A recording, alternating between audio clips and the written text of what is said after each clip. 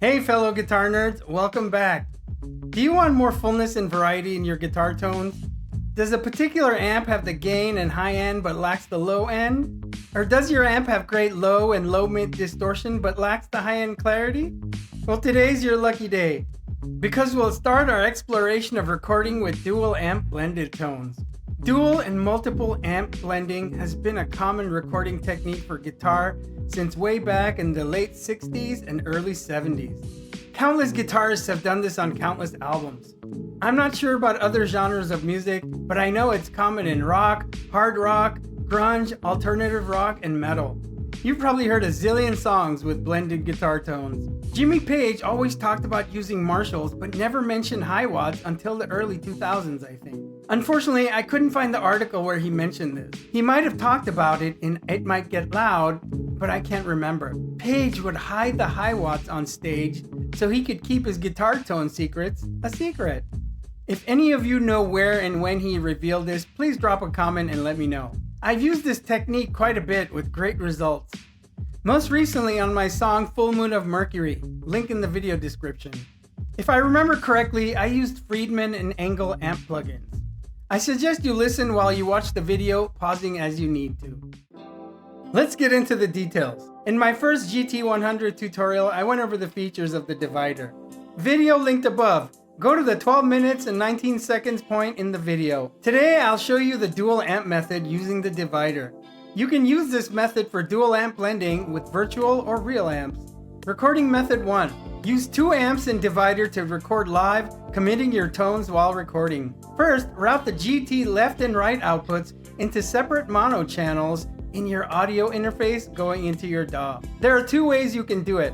Way 1, set the divider on pan mode. Create 4 mono tracks in your DAW. Set the GT100 left output as the input for tracks 1 and 3. Set the GT100 right output as the input for tracks 2 and 4. Record 2 takes. Take 1, record the tracks 1 and 2. Track 1, GT left output, amp 1, pan left. Track 2, GT right output, amp 2, pan right. Take 2, record the tracks 3 and 4. Track 3, GT left output, amp 1, pan right. Track 4, GT right output, amp 2, pan left. You'll have a stereo set of each amp. Amp 1 left and right, and amp 2 left and right. You can add EQ or effects as you need to each of the 4 tracks. Way number 2, set the divider to stereo mode. Record 2 stereo tracks, but you can't add effects or EQ separately to the 4 individual guitar tracks. Create 2 stereo tracks in your DAW. Record 2 takes, no panning required. You can add EQ or effects separately to each of the stereo tracks. Recording method 2, this is what I usually do, reamping. My usual reamp method is to record with UAD amps in monitor mode, recording the dry signal. I record 4 dry tracks, 2 sets of stereo guitars panned left and right. Then I add the amp sims to these tracks in my DAW mixer insert channels. For the first 2 left and right guitars, I use 1 amp sim plugin per channel. Then for the second 2 left and right guitars, I use a second amp plugin per channel, a total of 4 plugin instances. To do this, you have to be sure your computer can handle this many plugin instances. Since I have 2 UAD octo cards, this is pretty easy for me. Recording method 3, recording live with amp sounds.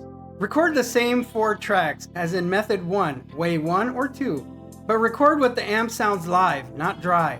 You'll have to commit to the sounds. I prefer method 2 so I can play with the guitar tones after recording. Since I recently discovered the divider, I'm going to start using this more. I seriously had no idea this feature was in the GT100 until I recorded that first tutorial in July. Now let's have some fun. We'll do 3 examples: a blended crunch rhythm sound, blended heavy distortion lead sounds for rhythm and solos, and a blended clean sound combining 2 classic clean amps. Today we'll do the crunch and rhythm example, with the distortion and clean examples next time in part 2. Off we go!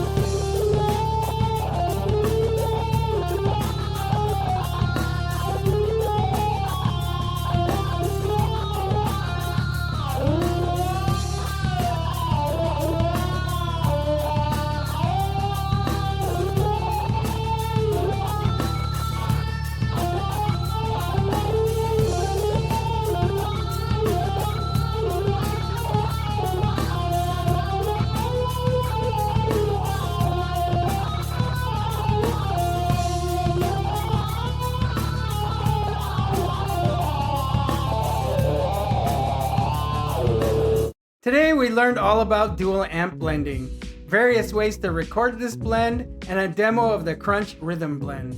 Next time we'll get into the heavy distortion and clean amp blended sounds. The big takeaway, the dual amp method, will greatly expand your options and bring awesome results. The possibilities are endless, but you might just get addicted to doing things this way. Happy explorations. Thanks for watching. I hope this helps you immensely. I know you see my big smile, so go ahead and do the usual, and then drop a comment to let me know which other amp blends you'd like to hear. Then hit the bell to get updates on future videos. Join us. Click the link in the video description below. You'll get updates on future videos as well as cool, helpful bonus stuff. Have an awesome creative day.